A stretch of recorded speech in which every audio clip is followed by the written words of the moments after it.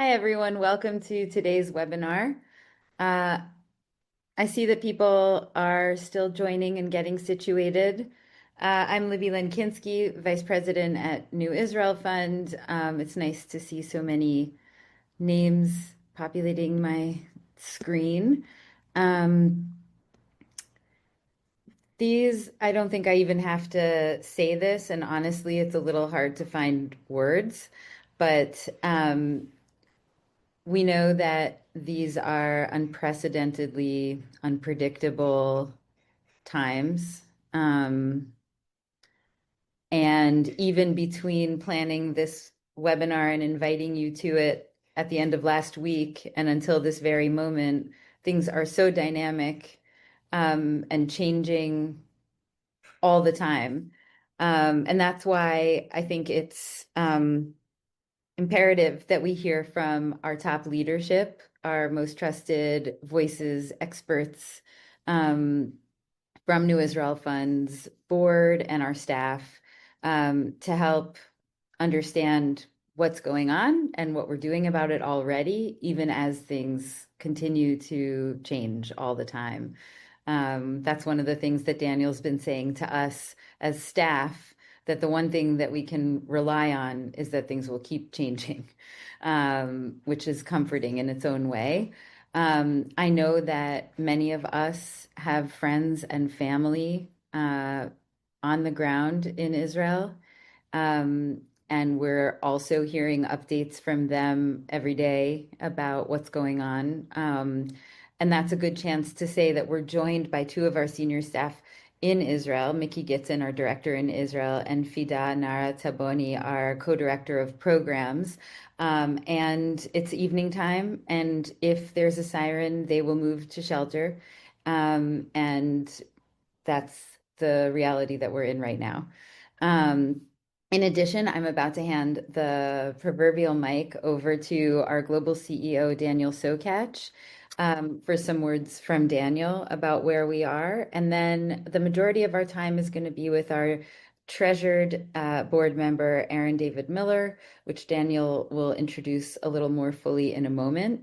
After we hear some analysis about what's going on in terms of Israel, Iran, Gaza, the US, etc., from Aaron, we'll hear from Mickey and Fida about what NIF is doing already and what we've been doing since this latest round of escalation has been underway.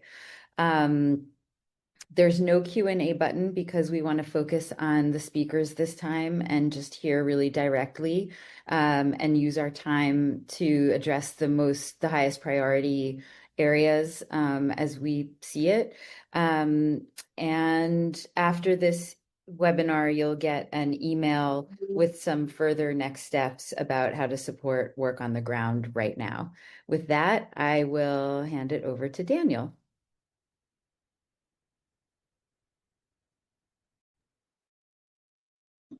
So, first of all, thank you all for joining us today. I know there are a lot of people on this call. There's a lot of anxiety that we all share. And I want to share with you something that I also, in addition to the only constant is change, as Libby said, that I remind the staff of all the time. I want to share with you something else. You can see behind me on my office wall a Keep Calm and Carry On poster. These are what the British put up when they were anticipating the German invasion back in World War II, which never occurred. Mickey has one hanging in his office in Modi'in.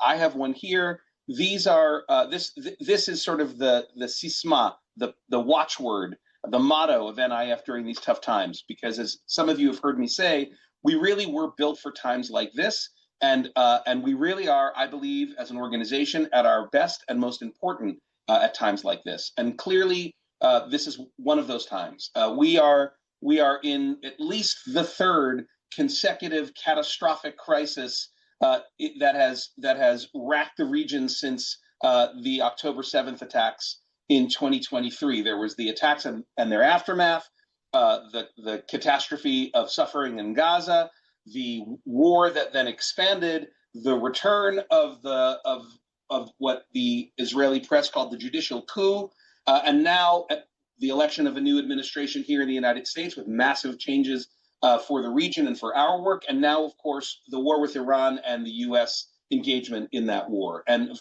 we have, in a moment, we'll hear from Aaron David Miller. I really, truly can think of no one better to speak with us today about what's happening and what it likely means for us and our work than Aaron. You've seen him on CNN. You've seen him on PBS and NPR, heard him on NPR, but now we'll get a chance to hear him directly. But before I do that, I just want to say that for New Israel Fund, during times like this, we respond in ways that are designed to be strategic and impactful. And that's what you're going to hear from Fida and Mickey about at the end of this call. But I wanted to take this moment before I introduce Aaron to thank all of you, the NIF community, because over the last 4 years, New Israel Fund has been able to triple its grants budget.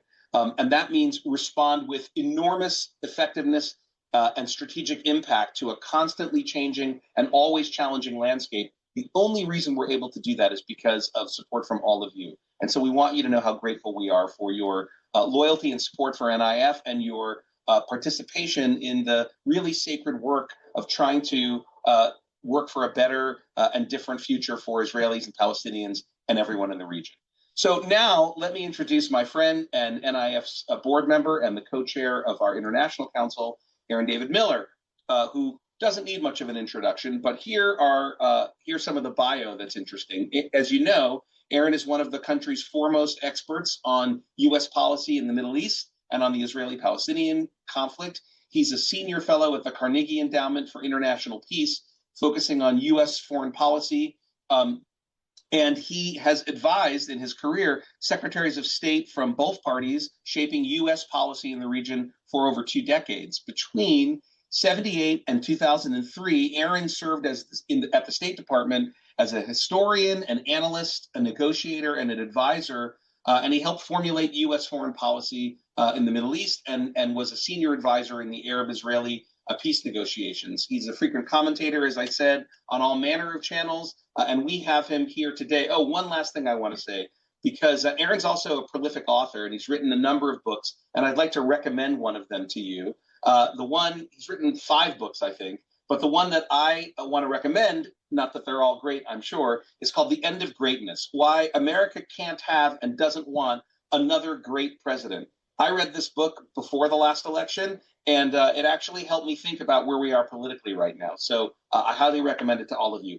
With that, I'm going to hand it over to NIF board member Aaron David Miller. Daniel, thanks. Far too long and far too generous of introduction, but I appreciate it. I'll say just 2 things by way of introduction.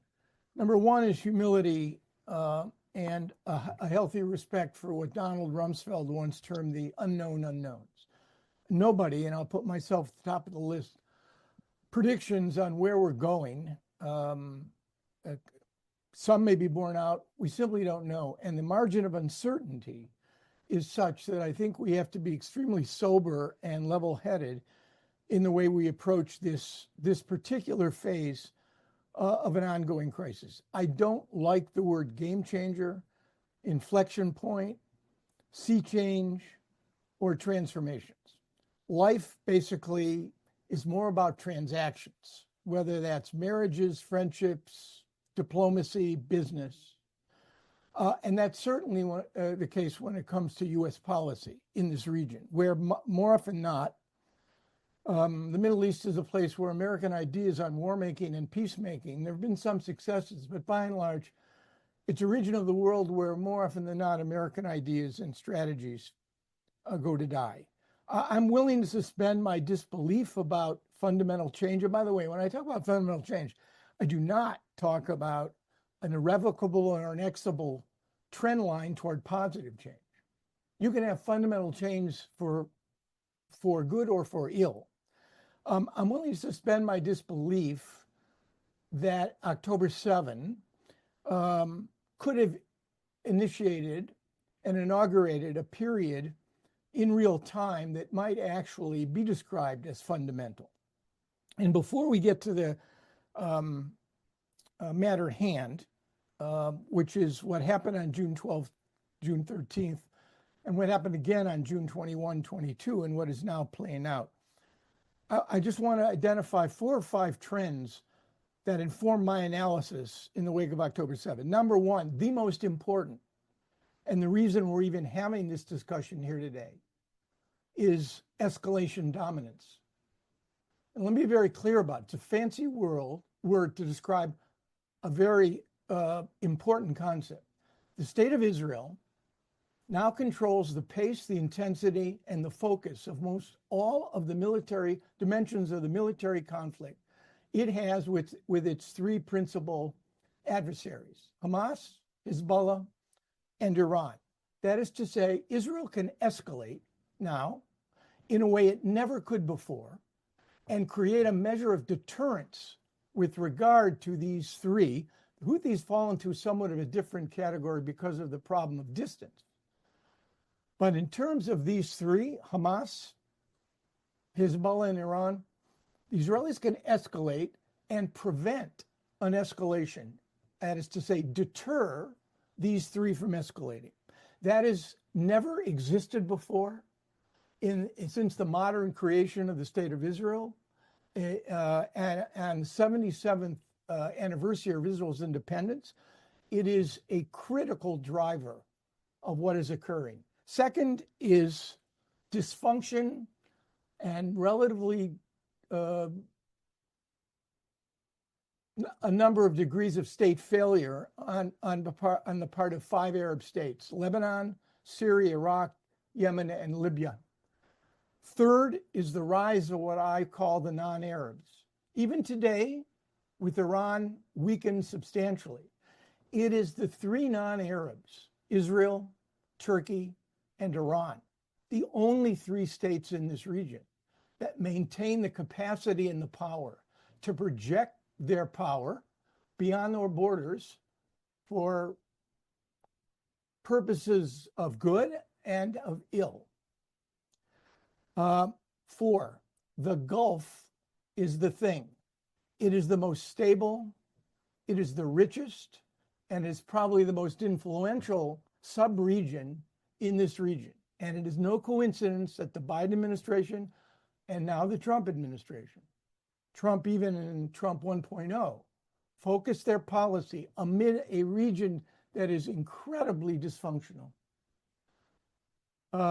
Focuses on Saudi Arabia, the Emirates, hydrocarbons, financial entrepôts, authoritarian governments which can make decisions without much reference to public opinion. Critically important. And finally, what I would sadly suggest to you, and again, nothing in life is permanent. What I see as the eclipse of the Palestinian issue and its centrality in the region's politics. There was absolutely no way I would have made this judgment a year into October 7th, when it seemed to me that the Palestinian issue had finally, born amidst tragedy, believed there actually might have been opportunity. The world was focused on Palestine. The international community was focused on Palestine.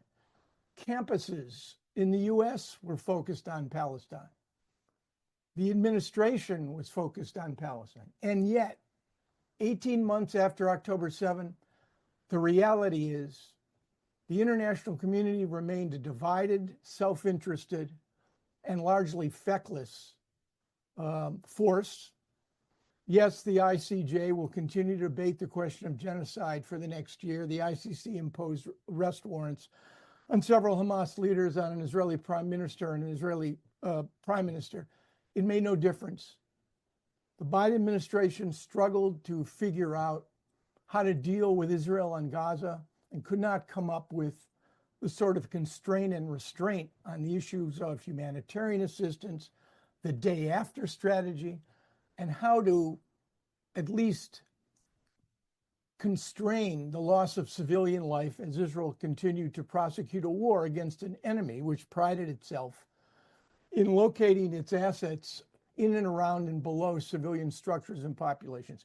And the key, the Arab states, Israel's 2 treaty partners and the Abraham Accord countries, watched this, the exponential rise of Palestinian deaths, the humanitarian catastrophe, without imposing a single cost or consequence, not a one, on either Israel or the United States. And finally, the extraordinary chaos and dysfunction of the Palestinian national movement, which poses now for Palestinians an unpalatable choice. And they won't make the choice because there will not be elections. There won't be a self-governing authority anytime soon between Abbas on one hand and Hamas on the other. And meanwhile, no matter what your political points of view, whether you're for Israel's permanent control of the West Bank or against it, you've watched a set of policies pursued by the Israeli government, which are annexationists now in everything, including name, without any constraint and without any restraint. That is how the Middle East appeared to me on June 12th/13th. So let me just turn to a few. We have too much to do a comprehensive analysis, but let's just cover the main issues. Number one, why now? I think it's an easy question to answer. Israel's escalation dominance was actually critical. As one Israeli retired general said to me, we're playing soccer with the Iranians, but they have no goalie. That's number one. Advances in the Iranian nuclear program. And let me be clear about this. Whether or not Iran is 6 months away, 8 months away, or a year away from developing a crude nuclear weapon, and I would refer to that as a bomb dropped by an American aircraft on Hiroshima and Nagasaki.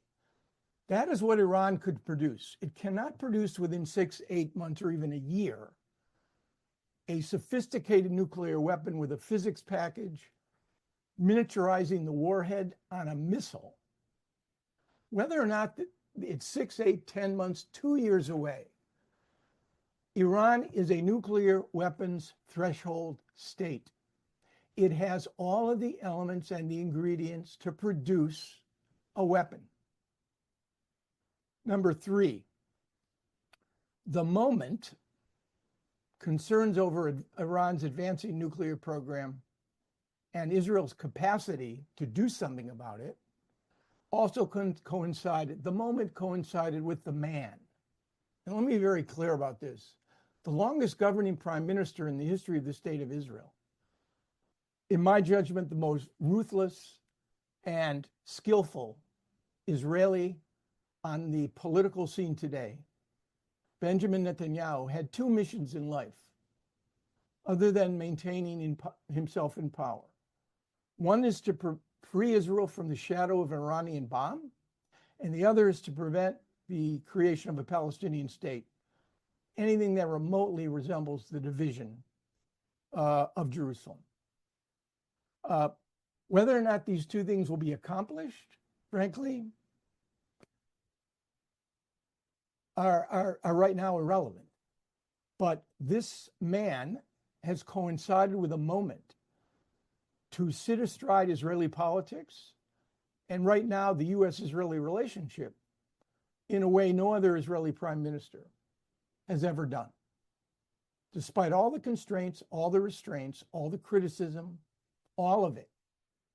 And there doesn't appear to be a countervailing force within the Israeli political establishment that even comes close to demonstrating his skill and his determination. He wants to stay in power more than any other Israeli politician, and he'll do most anything he possibly can to remain in power. And finally, Donald Trump. Escalation dominance, advances in Iran's nuclear program, Netanyahu, and Trump.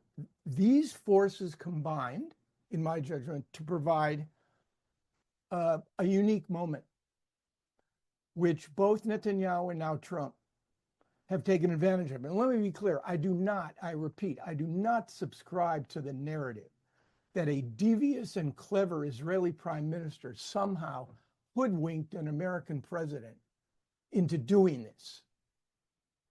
I reject that narrative. It infantilizes the presidency and this particular president, who is described to have no agency, simply be an unwitting sort of dupe moved around on the chessboard by Benjamin Netanyahu. That is absolutely wrong. In fact, I would assert to you that no American president, Republican or Democrat, has ever done to Israel anything like what Donald Trump has done to Israel in the last 2 months. He has undermined two of the three governing laws of gravity that have shaped the U.S.-Israeli relationship. One is we must coordinate everything with Israel. This president has pursued a policy up until now, precisely the opposite. He opened a dialogue with Hamas, 3 direct negotiating sessions after an organization, foreign terrorist organization, willfully killed Americans. He instructed his hostage negotiator to have 3 negotiating sessions with Hamas. Israelis learned about it either through the media or their own intelligence services. He freed Don Alexander, unbeknownst to the Israelis, through an American-Palestinian cutout, Bisharat Bahba, dealing directly with Hamas. He removed sanctions on Ahmed Sharat's government of Syria over the objections of an Israeli prime minister. He cut a deal with the Houthis that essentially said, if you leave our naval assets alone and our commercially flagged shipping, that's really what we want. He did not demand that the Houthis stop firing ballistic missiles and drones at Israel. And finally, he opened negotiations with Iran over the objections of an Israeli prime minister in the presence of that Israeli prime minister in April. So that's one constraint. No Republican or Democratic president I ever worked for would ever have done any of those things. Second, he's ignored domestic political realities. He may be the first American president who is being hammered, not for criticizing Israel, but for failing to restrain it by his own base. I mean, the ironies are just, they're exquisite. So Donald Trump had the wherewithal to sideline Israel and to be impervious to the political constraints that every president I ever worked for were subject to. And yet at the same time, this sort of bromance has been energized so that Israel is now at the center of one of Donald Trump's putative triumphs, which is what the American military managed to do June 21, June 22. So Trump has the capacity both to sideline Israel, dispense a lot of what I call vinegar, and at the same time offer a lot of honey to Israel. This could conceivably set him up. And I don't want to go into my personal views about Donald Trump and the aggrandizement of presidential power that he is accumulating and how much damage he's doing to this republic. But I'm analyzing the relationship between these two. So Trump was an active partner in maintaining the Israeli ruse that there would be no strike on Iran until after the 6th negotiating session in Oman concluded last Sunday, a week from yesterday, which lulled the Iranians to sleep and was critically important to their decapitation strategy, which the Israelis pursued in the beginning of their operation. The elimination of most of the senior leadership of Iran's military general command, the killing of at least 9 critically important physicists and engineers, killing the head of the Iranian Revolutionary Guard, any number of key advisors to the supreme leader Ali Khamenei, who now sits in a bunker at 86, trying to figure out how to respond to what the Americans have done. So that to me is the why. As far as the operation itself, I will summarize it by identifying four questions. When America puts its men and women in harm's way, in my judgment, it needs to ask four questions. Number one, can we do it? The U.S. military clearly demonstrated the fact that it can, and it did. How much damage was done to these 3 nuclear sites? Rafael Grossi, the only person I trust on this, the head of the IAEA, has talked about, I think I had the quote somewhere here. He says, quote, very significant damage at Fordo for sure. Given the explosive payload utilized and the extremely vibration-sensitive nature of the centrifuges, very significant damage has been done at Natanz and Fordo.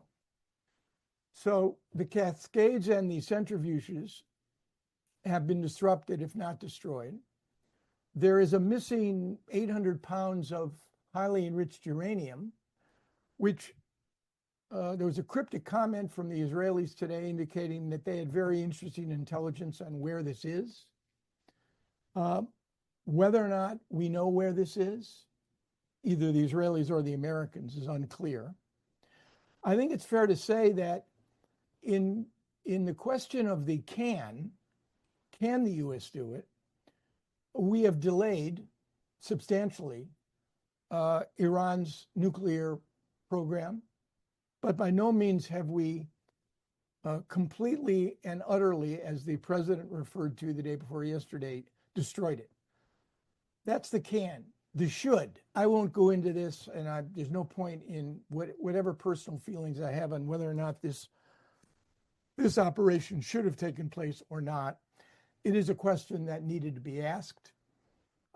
Congress, the Democrats largely, obviously are very unhappy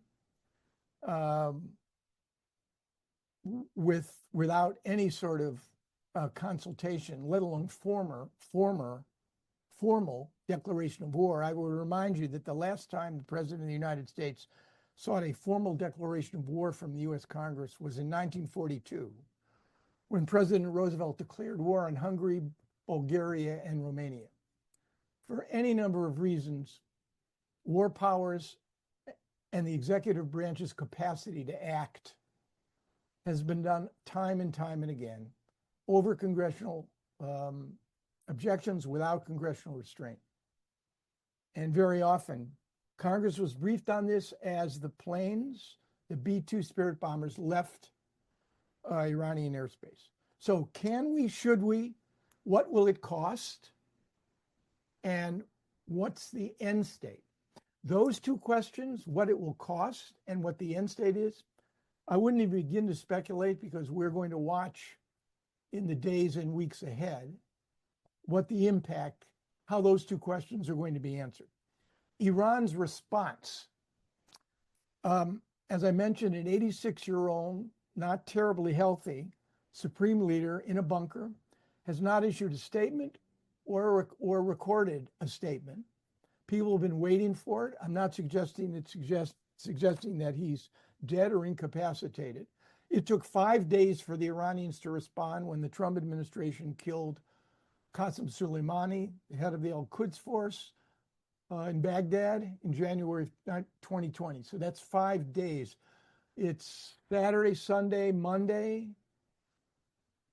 Could be this week, could be next week. The nature of that response is a calculation that the supreme leader and what advisors he has and trusts that remain, he'll have to make.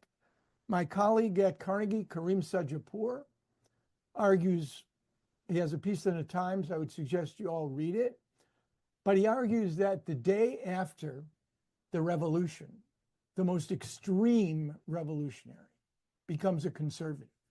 Why is that? It's because the day after the revolution, the mission, the mandate, the overriding objective, the prime directive, if you're a Star Trek fan, is to maintain the revolution, to preserve the regime at all costs. Ali Khamenei is going to have to make a decision as to whether or not a calibrated response, when I mean calibrated, I mean not attacking US forces directly or attacking in a way that they're telegraphed, that in fact, large numbers of Americans do not die. He's going to have to make a decision on that, or whether or not his own credibility, the regime's survival, its image in the region compels a more forthright and frontal response. I don't know. We don't know. There are press reports indicating that pro-Iranian militias are preparing to attack American bases in Iraq and Syria. Our sailors are not as vulnerable. They're on very well-protected ships, but the forces deployed in this region are. The Iranians have short-range ballistic missiles. Geography is destiny. It is the one often ignored analytical tool that needs to be factored into every conversation about why a nation does something or doesn't do something. The Saudis are vulnerable. American forces on bases in Qatar, in Bahrain, in the UAE are vulnerable. The 2,500 Americans deployed in Iraq are vulnerable. Americans abroad, I guarantee the FBI and DHS, the red lights are blinking everywhere. At home, here, about the prospective attacks, not just by quote unquote sleeper cells, but as we've seen with a frightening clarity in two recent attacks, by not directed attacks, but attacks against Jews and or Israelis that are inspired, not directed. So the supreme leader will have to make this decision. Let me a couple points in conclusion. One about regime change. Let's be very clear. What the Israelis have done has weakened the Iranian regime. What the Americans have done have weakened it further. If you were to talk to me about regime destabilization, the possibility of command and control being disrupted, but if you're going to knock Humpty Dumpty off the wall, something or somebody or some is going to have to put Humpty Dumpty back together again. And when you talk about regime change in this region, you talk about three recent models. Number one, Egypt and Syria. Egypt and Tunisia, where millions of cross-generational Tunisians and Egyptians flooded the streets. The security services conspired, in the case of Egypt, to push Mubarak out of power, but the security forces were unwilling and unable to control. So Mubarak left and so did Ben Ali. The second model is Syria, where a well-organized group, a former Al-Qaeda affiliate, Hayat Tahrir Sham, HTS, backed by the Turks, with governing experience in Idlib in Syria, surged into Damascus. Who knew what I'm not sure they even knew what to expect. The hollowness of the regime emerged to the surface, and within 10 days, the Assads were gone. That's the second model. And the third is George W. Bush. The United States invades two countries. Let's talk about Iraq, deposes its evil dictator. You need someone or somewhat to talk about regime change, because it's regime change to what? And I don't study Iran for a living, my colleagues do. And many of them will tell you that in this environment, the most likely regime change is going to be to elements within the Iranian Revolutionary Guard Corps, who control most of the major aspects of the Iranian economy already, who control the security forces, including the Basij. And if in fact there is another regime, it may well be one that is more militarized, one in which the mullahs, the mullocracy, plays much less of a role than the clerics. Let me just conclude with one comment about Israel. And it involves NIF too. Daniel's heard me on this before. 77 years after the creation of the State of Israel, neither the borders of the State of Israel nor the identity of the State of Israel have yet to be determined. Neither the borders of the State of Israel nor the identity of the State of Israel have yet to be determined and accepted by a majority of its citizens. 77 years after U.S. independence, the same could be said about the United States. It took a civil war, then the 13th, 14th, and 15th Amendments to lay the basis for a new identity for this country. One that was more expansive, one that sought to make real and concrete the promises contained not just in the Constitution, but in the Declaration of Independence. In my mind, those are the two questions that this extraordinary country, with an unbelievable resilience and incredibly capacious depth of human resources, confronts.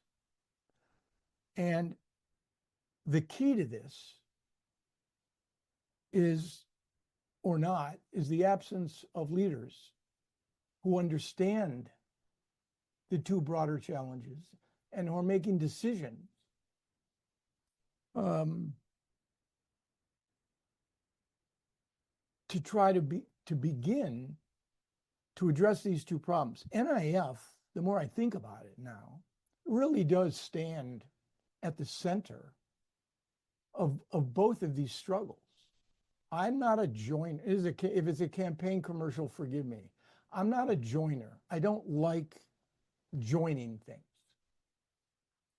But I signed up to NIF because it combines the two things that I think are critically important in my world. And Daniel knows this. I've said this a million times.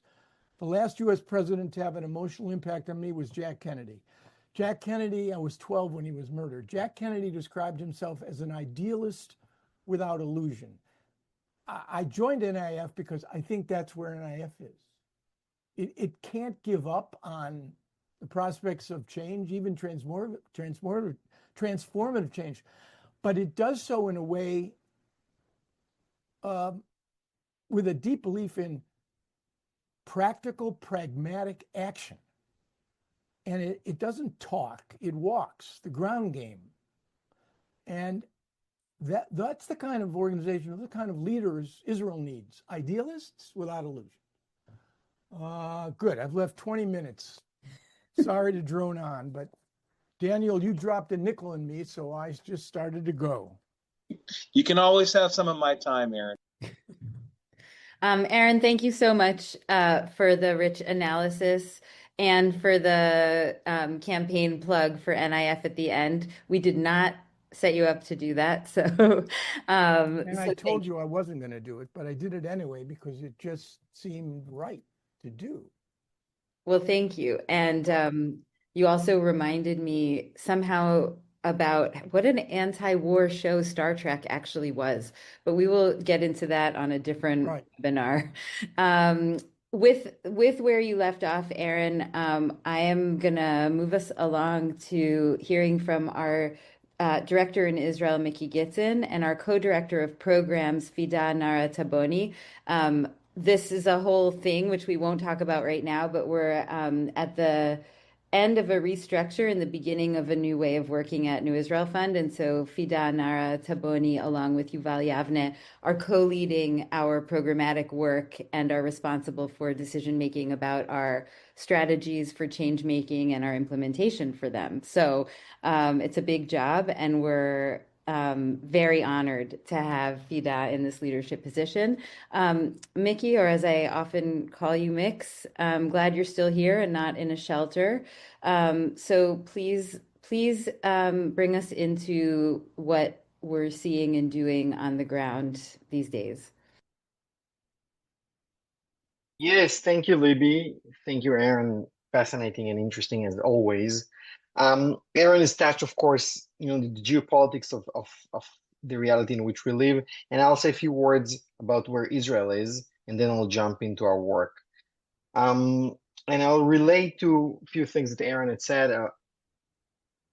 As many times after when a war starts, when it comes to Israel, and definitely post October 7th, I think that people who are in Israel now or follow the Israeli news, we're seeing a level of euphoria that we haven't seen in this country for a long time. I think that it's not only a regular euphoria, it has also touches of religious kind of like awakening. And I think it has to do a lot with the way Netanyahu personally is being perceived now, and the way that he's perceived as the one that led also the US into responding to Iran. We do remember that Iran was the case of Netanyahu for his entire career. And I think that, politically in the media, socially, it's being received very, very strongly. I would add even almost religiously. If you follow things happening on the ground in Israel, the religious element is very, very strong. And and of course, we at NIF know we always need to be cautious when people are in kind of this kind of state of mind. Euphoria is never a good place for any country to be in, definitely Israel. But I think it has to do a lot with the situation Israel has been since October 7th, feeling that, the deterrence of Israel, the power of Israel was weakened. But despite this euphoria and despite this state of mind, the reality on the ground is not simple. The Iranian attacks and also the state of mind of people is very uneasy. I mean, I'm sitting here in my apartment in Tel Aviv with my kids being at home for more than a week, no school system operating, only a few miles away, a full destruction of houses, things that we've never seen. And despite the fact that NIF has very little to do with the geopolitics of it, I think that we are very, very well situated to respond to the needs of those who are most in need in these circumstances. And as we always been with Israeli society, when it needed us, that's the case in which we are operating now. But we did work, and Fida will say much more about it, in a way of asking, so what's our role? I want to say Israel is much more ready for an emergency now that has ever been in the past. We see it within our own eyes. We see the way the government operates. We see the way philanthropy operates. And first thing that we had to do is to map and see where are the largest needs on the ground. And we decided to go with three main principles. First of all, we were working and strengthening our grassroots partners on the ground. We are not building, creating, trying to do something that we haven't done in the past. We have our relationships with the communities for a very long time, and we're going to continue supporting those that we know they're standing in the community and their capacity to create impact in their own community. The second thing, we are working with the communities, right? We are not coming and trying to create something above the heads of the community. So if we work with the Bedouin community in the Negev, we will work with the Bedouin leadership. And we see everything we do as building infrastructure for the future, and not only looking at the current moment. Meaning, if we are working with a certain ecosystem, we want this ecosystem to continue to operate post the current moment, because it's not the last place, it's not the last time that Israel will face challenges and the world will face challenges. And I think that in that matter, we were able to create some kind of like a very, very strong work plan that touches a few things. First of all, there are Palestinian community in Israel, and Fida will go deeper into it. Again, we did not choose individual organizations. We're working with the entire ecosystem, both in the north and the south, that is able to give the best answer to the needs of the community. Second, we are working with the disadvantaged communities or disempowered communities of Israeli society that we have very strong relationships with and we've worked with for a very long time. We are working, and here we are unique, and no other bodies were thinking that way.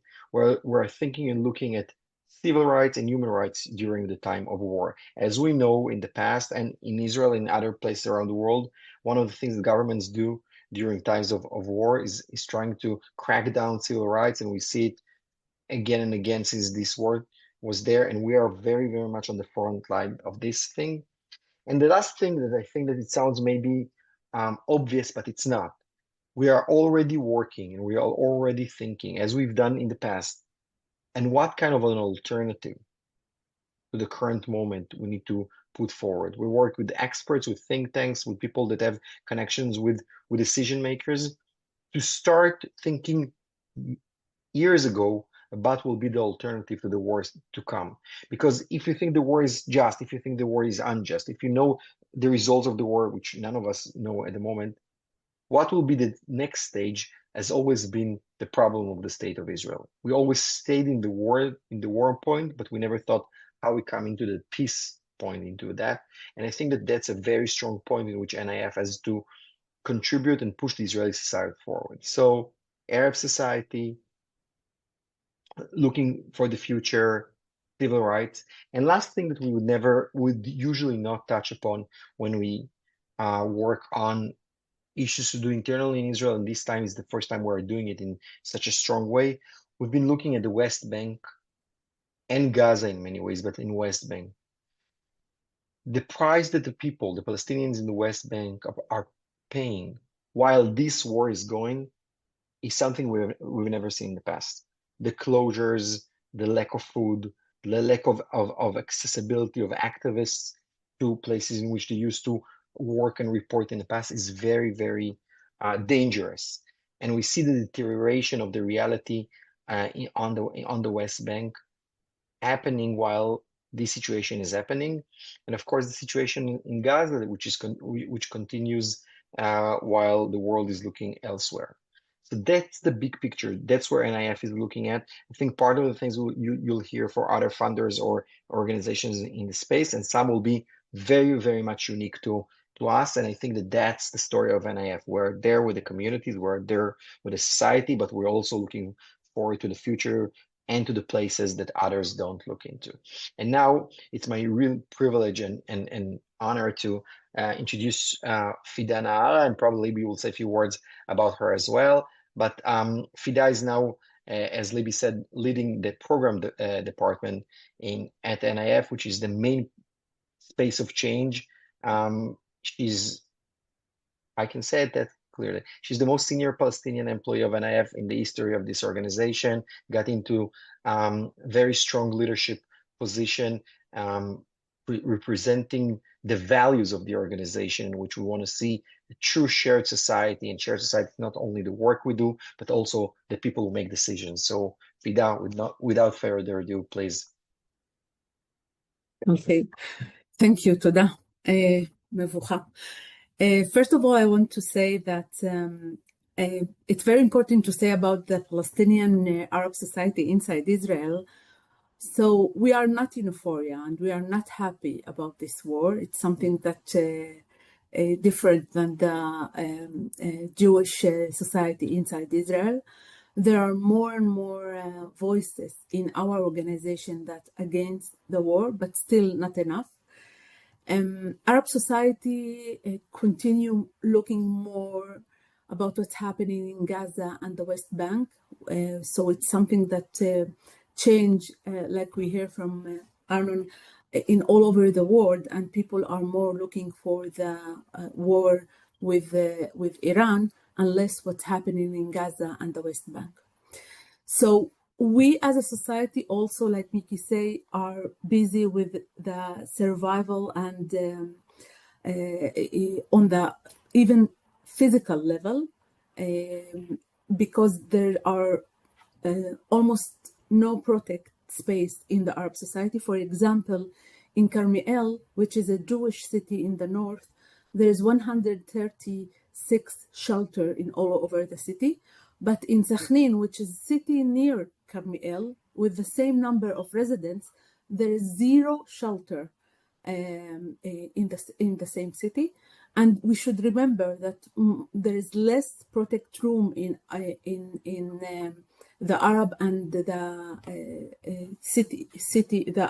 the villages and the Arab cities in all over the country. So, and from the other side, something that's happening each war and each when we have any problem, it's even before the 7th of October.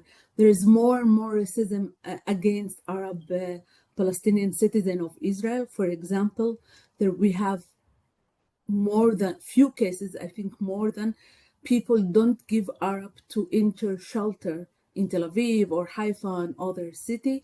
And we start to see online racism by videos and people who say, we want all this to go to the Arab, let Arab died, why it's come to Tel Aviv, why it's come to us, or even in workplace racism that we have. But like Miki say, I'm usually talking in our meeting about the Arab Palestinian society, but because of the new position, I will talk about what we all overdo in the NIF. Something very important for me to say is about the staff and the organization and the people who work in the field. Even in very, very hard days, we can see in the NIF, the whole staff from the first day was on the board, thinking, asking, mapping, and see what's the need and what is our role to do. And we see the same thing from the organization, our partner in the field, that start to do things and to work even before we ask them. So this is something very important to put here during a very hard time, very hard work. People, our people, doing amazing work in all over the place. Other thing that it's really important to say, it's something that changing our strategical way for thinking. We want to build and make it more strong the infrastructure of all our work during a very hard time, during a war. And it's something that almost we work about it 3 or 4 years, I think, from May 21, something that we start to work on. In the Arab society, for example, like we say, we have a coalition, whole organization with all the committee of mayor in the Arab society, and they start to deal with issues like first aid, volunteering, psychological help for people, something that the country, the gap, and that happened between the Arab society and the Jewish society inside Israel is really big gap. And we have less budget, the policy is not less giving, and we like I say about Carmiel and Sakhnin, there is no shelter in Arab society. So they start, and we see ourselves as a partner with all the coalition to find a specific find the solution for problem very necessary and very SOS that we need to. Something that I want to say, especially now, this time I get the message that the mayor of Nazareth, the government decide to take off, I don't know how to say, lefater the mayor of Nazareth.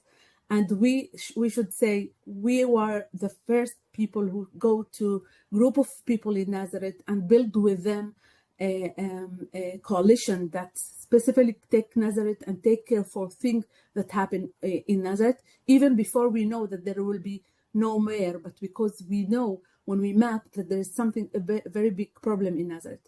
The same thing in the Negev. I think the Negev is the excellent example for co-leading of emergency response for the needs in the Negev. It's happening with our partner, Ajik, and the Committee of Unrecognized Villages. The needs there are really, even there is the coalition take care for food for family that lose their home, and there is no place safe place that they can stay, and they are staying now 2 weeks almost in schools and community center. This is not a short-term intervention. It's something that it is part of our long-term committee for bring our organization and our Arab society being more strong, organize the field, advocate, and protect itself in times that in time of needs. The other level of working with disadvantaged community, it's something that happened with women, with single women who are finding in circle of violence, refugees, and people with disadvantage. So this kind of, when we have a long-term work with organization, we can see that their response was very quick. For example, in South Tel Aviv, we can see that Achoti as an organization work in front of the municipality, and they open a big shelter for people in South Tel Aviv that don't have any safe place. So it's something that working and giving a support for years, they build their work, they organize their support and respond very quickly for things. When we talk about protection, democracy, and civil liberation, like we all know, in time of war, the situation in Israel is really bad. We can see it all already with police. We can see it already the way that police respond to demonstration, the arrestment that we have, the using of power against people who are against the war, the way that they want to block our way to work, to talk with the whole world, and not saying anything about the war and about what's happening in Gaza, what's happening with journalists in Israel. So this is all issue that we already start to deal with, and our organization start to deal with. Something very important to say, the civil society protect, the hub that support and built by the NIF, it's something that worked already for 3.5 years and was respond for all what's happening in the field very quick. Of course, Adala and Akri and the human right definition that already protect in a legal response. מעצרים, סליחה, ברכה לי המילה, arrestment that people already arrest. So this is really a lot of things, and it's just a small part of all our work. And like Mickey said, what's happening in the West Bank is really important. Okay, I will finish it in the last thing. So what's happening in the West Bank is really hard. All over the West Bank was locked for one week. People cannot move from place to place. We can see that even there is places that there is no food and no water. This is something that we help with human rights activists and organization, and with people who are there. What's really important to see the holistic way that we see things, and the places, the very unique places that we are respond directly and quick and start to work and building the infrastructure. So there's more and more. I will stop here, but really thank you for all your support to give us the opportunity to continue to do the important work. Thank you, Fida, and thanks, Mickey. Thanks, Aaron, and thanks, Daniel. I'm pulling out from what we heard from Mickey and Fida, the fact that while we're in a new moment, and there are some emergency efforts that are really specific to this moment, a huge part of our work now is a continuation of work that we've been doing, infrastructure that we've built over years that can actually help people who are in vulnerable situations now to stay protected and to keep rights. And so we will continue to keep you updated about the emergent work and opportunities to support it in the coming days. And we'll continue to provide analysis as best we can from experts like Aaron. There are no other experts like Aaron, but we do have grantees working on regional dynamics and geopolitical developments as well. I'm going to hand it back to Daniel for closing words, and we'll see you again on another webinar soon. I'm just going to close by saying thank you again to all of our panelists, Fida, Mickey, Aaron, you, Libby, and thanks to all of you for enabling us to do the work that we do during the very toughest of times. We couldn't do it without you, and this is the community that gives me hope, and I want you to know how many hundreds of thousands of Israelis, Palestinian and Jewish alike, that this community gives hope to as well. So thank you all very much. Take care, and we'll be in touch. Thanks, everyone. Thank you. Thank you.